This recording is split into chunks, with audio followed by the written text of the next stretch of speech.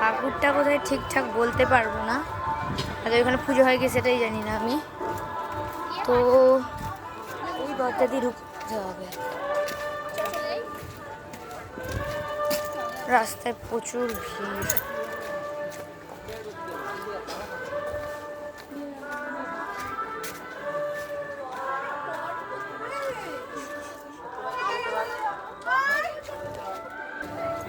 চলে এসেছি এখন রাজবাড়ির দুর্গা মণ্ডপে।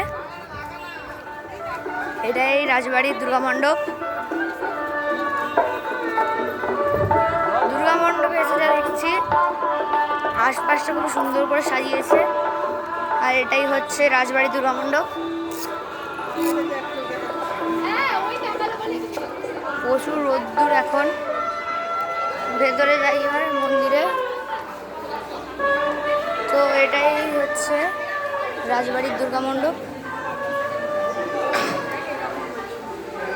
এখানকার মা দুর্গা।